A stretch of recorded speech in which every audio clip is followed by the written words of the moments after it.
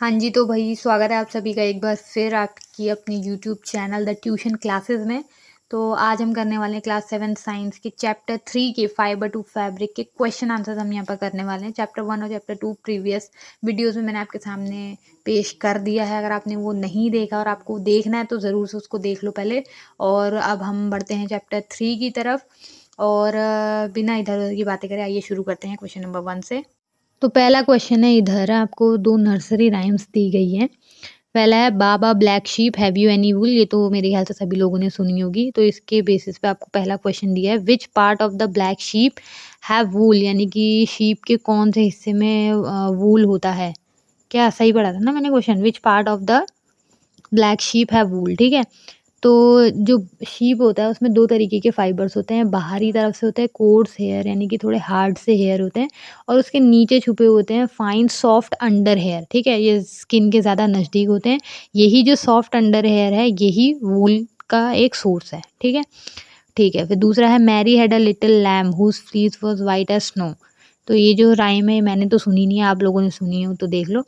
इसके बेसिस पे क्वेश्चन दिया गया है कि what is meant by white fleece of the lamb? तो यहाँ पर सिंपल ये है कि व्हाइट फ्लीस से उसका मतलब है कि जो लैम्ब का फ्लीस होता है यानी कि ऊन होता है वो व्हाइट कलर का होता है।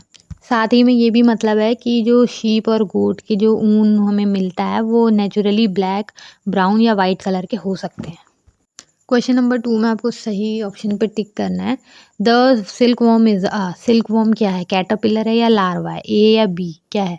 तो ये दोनों होता है। क्या सिल्कवॉर्म जो है वो लार्वल स्टेज है सिल्क मॉथ की। अडल्ट जो होता है सिल्क मॉथ होता है, ठीक है। तो उसकी लार्वल स्टेज को हम सिल्कवॉर्म कहते हैं और इसको ही हम लार्वल स्टेज को ही सिल्कवॉर्म को ही हम कैटरपिलर बोलते हैं, ठीक है। तो लार्वा बोलो या कैटरपिलर बोलो सिल्कवॉर्म को दोनों सेम है। तो इसलिए इसका ऑप्शन हो जाएगा बोथ ए एंड बी। ठीक है, अब क्वेश्चन नंबर 3 है, इनमें से कौन है जो ऊन नहीं देता है? साफ-साफ दिख रहा है वूली डॉग नहीं देता है, याक, कैमल और गोट तीनों से हमें वूल मिलता है, लेकिन डॉग से हमें कोई वूल नहीं मिलता है। क्वेश्चन नंबर 4 में आपको दिया था कि ये जो 3 चीज़ें हैं, टर्म्स दी हुई हैं आपको 3, इनको डिफाइन करना है रियरिंग, शेयरिंग और सेरीकल्चर। तो रेयरिंग का मतलब होता है किसी भी तरीके के लाइवस्टॉक को या एनिमल को कमर्शियल पर्पस के लिए उसको रेज़ और उसकी केयर टेकिंग करना, उसको हम रियरिंग बोलेंगे, ठीक है। इस रियरिंग में क्या किया जाता है, एनिमल्स को उनको खाना खिलाया जाता है, फेड किया जाता है, ठीक है। दे आर फेडेड और they are provided with shelter और उनकी ब्रीडिंग भी कराई जाती है ताकि हमें उनसे एनिमल प्रोडक्ट्स मिल सकें, जैसे कि मीट, मिल्क, वूल, सिल्क, इस तरीके से हमें एनिमल प्रोडक्ट्स के लिए। तो एग्जांपल आप देख सकते हो, जैसे कि शीप होता है उसको वूल के लिए उसकी रियरिंग की जाती है। कई जगह पे उसका मीट भी कंज्यूम किया जाता है।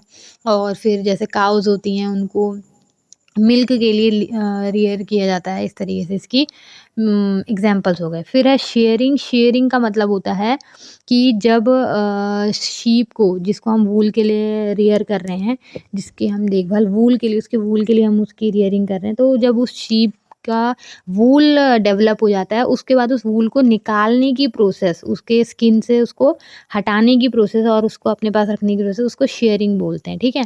और ये किस तरीके से मशीन की हेल्प से करा जाता है। कहीं पर आपने देखा भी होगा वीडियोज़ वगैरह में कि ट्रिमर से उसके ऊन को उससे अलग करते हैं, तो इसी को शेयरिंग बोलते हैं, ठीक है। फिर है सेरीकल्चर। सेरीकल्चर में आता है कि जो वो होती हैं, 1 मिनट, सेरीकल्चर, हाँ, जो सिल्कवॉर्म होती हैं उनकी ब्रीडिंग और उनका मैनेजमेंट करना वो सेरीकल्चर कहलाता है और सिल्कवॉर्म को हम ब्रीडिंग करते हैं उनकी सिल्क के लिए, ठीक है। ठीक है, क्वेश्चन नंबर 5th में है आपका कि ये एक सीक्वेंस, ये कुछ वर्ड्स दिए हुए हैं, आपको इन्हें सीक्वेंस में लगाना है। मतलब सीक्वेंस बनानी है आपको कि क्या इसमें से मिसिंग है, आपको वो ऐड करना है, ठीक है। सबसे पहले हो गया शेयरिंग, फिर है स्कोरिंग, फिर है सॉर्टिंग, फिर fibre spinning, fibre drawing, rolling in the silk yarn. Sharing का वही मतलब हो गया कि वूल निकालना, उसकी बॉडी से अलग करना। स्कोरिंग मतलब हो गया कि उसको धोना, ठीक है, एक तरीके से इम्प्योरिटीज़ को वूल से जो आपने निकाला है वो अलग करना। सॉर्टिंग, फाइबर स्पिनिंग, ये सब फाइबर को मैनेज करने का है कि लास्ट में उससे हमें क्या बनाना है, सिल्क या वूल जो भी आप बना रहे हो, जो भी फाइबर है उसको प्रॉपर उसमें कन्वर्ट कर देना। ठीक है, क्वेश्चन नंबर 6 में है आपका कि आपको लाइफ़ साइकिल बनानी है कि सिल्कवॉर्म की लाइफ़ साइकिल में क्या-क्या स्टेजेस आते हैं। तो सबसे पहले आपका एक अडल्ट मॉथ होगा। अगर आपको इसमें क्लियर नहीं दिख रहा है तो क्या ही कर सकते हैं। तो अडल्ट मॉथ है, वो क्या करेगा, वो एग ले करेगा, किस पे, मलबरी लीव्स पे, क्योंकि खाता ही वो है और उसी के आस-पास रहता है, इसलिए मलबरी लीव्स पे वो अपने एग ले कर देगा, ठीक है? उन एग से निकलेगा फिर सिल्कवॉर्म, जो कि लार्वल स्टेज है। इसी सिल्कवॉर्म को कैटरपिलर भी बोला जाएगा, ठीक है? तो फिर सिल्कवॉर्म क्या करेगा, अपने अराउंड फाइबर को स्पिन करेगा, जो कि सिल्क फाइबर है उसको अपने अराउंड स्पिन कर लेगा और बन जाएगा एक ककून। उस ककून से फिर ये कैटरपिलर जो है उसके ककून के अंदर मेटामॉर्फोसिस करेगा, अपनी अपनी विंग्स डेवलप करेगा और लास्ट में उस ककून को तोड़ करके बाहर as a adult silk moth निकल जाएगा। फिर ये सिल्क मॉथ वापस से एग ले करेगा और ये लाइफ साइकिल ऐसे चलती रहेगी। नेक्स्ट है क्वेश्चन नंबर 7। इसमें आपको दिख रहा है कि अम, आपको पूछा जा रहा है कि कौन-सी 2 टर्म्स सिल्क प्रोडक्शन से रिलेटेड है। काफ़ी सारी चीज़ें दी हुई हैं, सेरीकल्चर, फ्लोरीकल्चर, मोरीकल्चर, एपीकल्चर और सिल्वीकल्चर।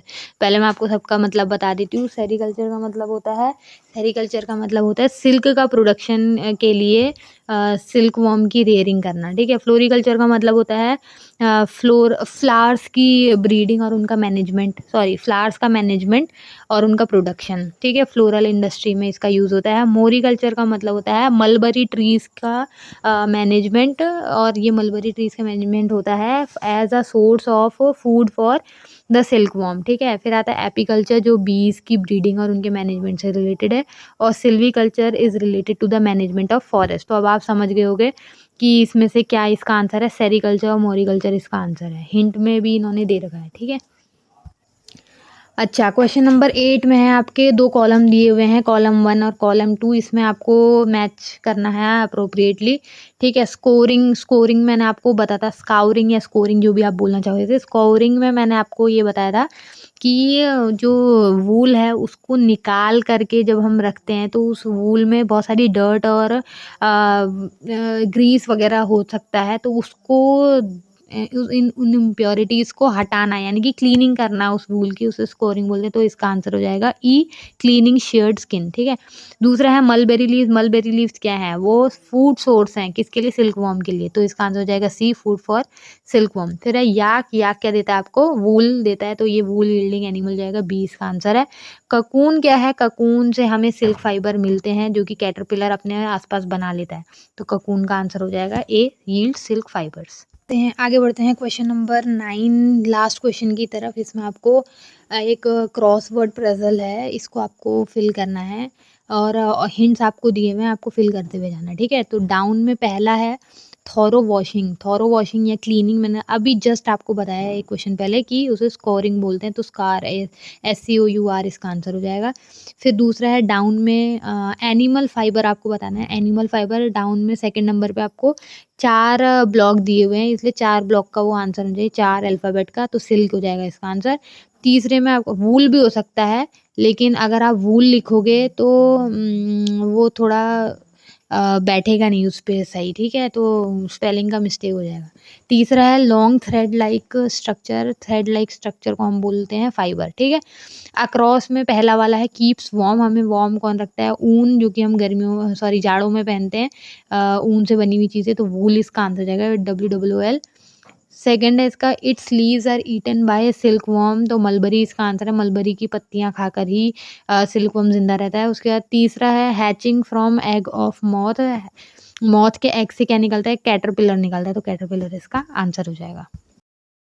तो भाई इसी के साथ हमारे NCERT class 7 chapter 3 fibre to fabric के क्वेश्चन आंसर यहीं पर ख़त्म हो जाते हैं। और अगर आपने लास्ट तक देखा है तो बहुत बधाइयाँ आपको।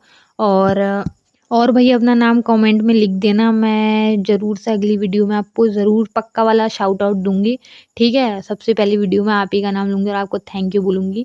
थैंक यू मैं क्यों बोलूँ, वैसे आपको बोलना चाहिए, पर चलो कोई बात नहीं। और फिर आप लोग अपने स्कूल में जा कर के फ्लेक्स भी मार सकते हो कि भाई ये देख ले, इस वीडियो में तो मेरा नाम लिया गया है। अपना नाम और स्कूल का नाम भी आप ऐड कर देना।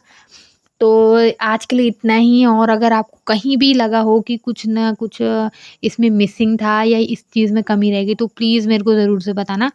मैं उसको इम्प्रूव करके अगली वीडियो आपके सामने लेकर के आऊँगी। Thanks for watching.